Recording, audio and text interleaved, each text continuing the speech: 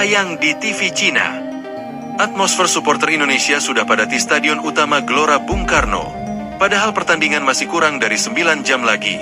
Suasana di sekitar Stadion Utama Gelora Bung Karno, GBK, Jakarta, sudah memanas sejak pagi hari. Ribuan supporter Timnas Indonesia mulai memadati area stadion, meskipun laga kontra Timnas Cina baru akan digelar dalam waktu kurang dari 9 jam. Mereka datang dari berbagai penjuru tanah air dengan satu tujuan, memberikan dukungan penuh bagi skuad Garuda di laga penentuan grup C putaran ketiga kualifikasi Piala Dunia 2026. Kemeriahan ini bahkan menarik perhatian media-media asing. Tak tanggung-tanggung, beberapa stasiun televisi nasional Tiongkok ikut menayangkan kondisi terkini di sekitar GBK. Kamera mereka merekam gelombang massa merah putih yang berkumpul, menyanyikan yel-yel penuh semangat, dan mengibarkan bendera merah putih setinggi mungkin. Cuplikan dari stasiun TV CCTV dan Hunan TV menampilkan lautan manusia dengan wajah-wajah penuh antusias. Di layar kaca pemirsa Tiongkok, mereka menyaksikan bagaimana atmosfer di Jakarta terasa seperti pesta akbar, bukan hanya pertandingan sepak bola. Sontak, penayangan langsung suasana GBK menjadi trending topik di media sosial Cina seperti Weibo dan Douyin. Kata kunci, Indonesia versus Cina, Gelora Bung Karno, dan Neraka Merah Putih mulai menduduki posisi teratas dalam daftar pencarian. Seorang netizen asal Shanghai menulis, "Kalau saya jadi pemain timnas, mungkin sudah gemetar duluan lihat atmosfer seperti ini. Supporter Indonesia benar-benar gila."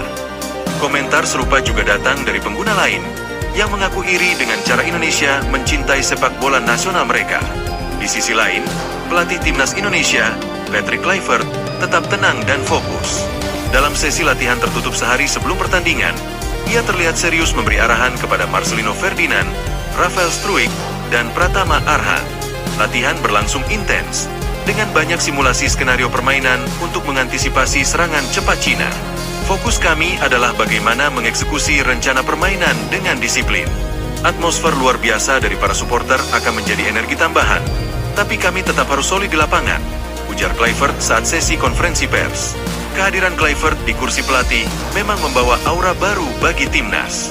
Ex-striker Barcelona itu dikenal dengan pendekatan taktis yang rapi namun fleksibel, serta kemampuannya memompa mental juang para pemain muda Indonesia. Sementara itu, skuad timnas Cina mendarat di Terminal 3 Bandara Soekarno-Hatta pada Senin 2 Juni pukul 22.30 waktu Indonesia Barat. Mereka langsung dikawal ketat menuju hotel tempat menginap di kawasan Senayan. Pelatih Branko Ivankovic dalam sesi latihan terakhir menyampaikan kekhawatirannya. Dalam pernyataan yang diungkap media lokal Cina, ia mengakui bahwa atmosfer di Jakarta bisa menjadi tantangan terberat dalam karir kepelatihannya. "Kami tahu Indonesia sangat kuat di kandang. Dengan dukungan penuh seperti ini, saya yakin stadion itu akan menjadi neraka bagi kami. Saya harus mempersiapkan anak-anak untuk 90 menit yang sangat sulit," ujarnya. Ivankovic juga menambahkan bahwa tekanan mental menjadi fokus utama persiapan mereka. "Kami bukan hanya menghadapi 11 pemain di lapangan. Kami akan menghadapi puluhan ribu suara yang meneriakan nama Indonesia," imbuhnya. Laga ini bukan hanya soal poin. Pertandingan yang dijadwalkan pada Kamis 5 Juni malam, yang bertepatan dengan malam takbiran Idul Adha, akan menjadi momen emosional bagi jutaan rakyat Indonesia. Lagu-lagu pujian dan gema takbir bakal bersahutan dengan chant supporter, menyatu dalam semangat nasionalisme dan religiusitas. Ketua Umum PSSI, Erick Thohir, menyebut bahwa laga ini menjadi simbol persatuan. "Sepak bola adalah alat pemersatu bangsa.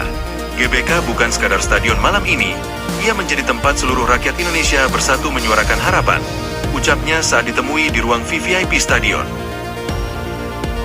Pagi hari, ribuan supporter timnas Indonesia mulai memadati area stadion, meskipun laga kontra Timnas Cina baru akan digelar dalam waktu kurang dari 9 jam. Mereka datang dari berbagai penjuru tanah air dengan satu tujuan, memberikan dukungan penuh bagi skuad Garuda di laga penentuan grup C putaran ketiga kualifikasi Piala Dunia 2026. Kemeriahan ini bahkan menarik perhatian media-media asing. Tak tanggung-tanggung, beberapa stasiun televisi nasional Tiongkok ikut menayangkan kondisi terkini di sekitar GBK. Kamera mereka merekam gelombang massa merah putih yang berkumpul, menyanyikan yel-yel penuh semangat, dan mengibarkan bendera merah putih setinggi mungkin. Cuplikan dari stasiun TV CCTV dan Hunan TV menampilkan lautan manusia dengan wajah-wajah penuh antusias. Di layar kaca pemirsa Tiongkok, mereka menyaksikan bagaimana atmosfer di Jakarta terasa seperti pesta akbar, bukan hanya pertandingan sepak bola. Sontak, penayangan langsung suasana GBK menjadi trending topik di media sosial Cina seperti Weibo dan Douyin.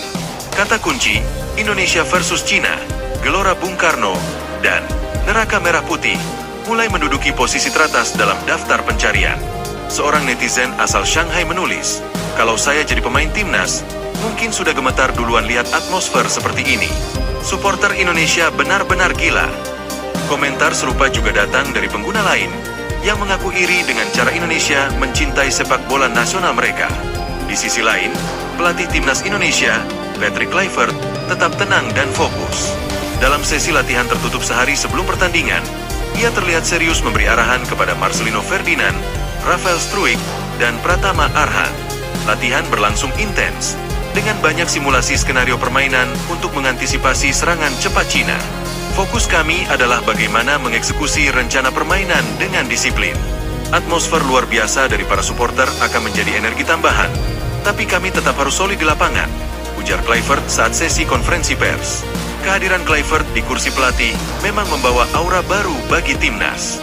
Ex-striker Barcelona itu dikenal dengan pendekatan taktis yang rapi namun fleksibel, serta kemampuannya memompa mental juang para pemain muda Indonesia. Sementara itu, skuad timnas Cina mendarat di Terminal 3 Bandara Soekarno-Hatta pada Senin 2 Juni pukul 22.30 waktu Indonesia Barat. Mereka langsung dikawal ketat menuju hotel tempat menginap di kawasan Senayan. Pelatih Branko Ivankovic dalam sesi latihan terakhir menyampaikan kekhawatirannya. Dalam pernyataan yang diungkap media lokal Cina, ia mengakui bahwa atmosfer di Jakarta bisa menjadi tantangan terberat dalam karir kepelatihannya. Kami tahu Indonesia sangat kuat di kandang. Dengan dukungan penuh seperti ini, saya yakin stadion itu akan menjadi neraka bagi kami. Saya harus mempersiapkan anak-anak untuk 90 menit yang sangat sulit, ujarnya. Ivankovic juga menambahkan bahwa tekanan mental menjadi fokus utama persiapan mereka. Kami bukan hanya menghadapi 11 pemain di lapangan.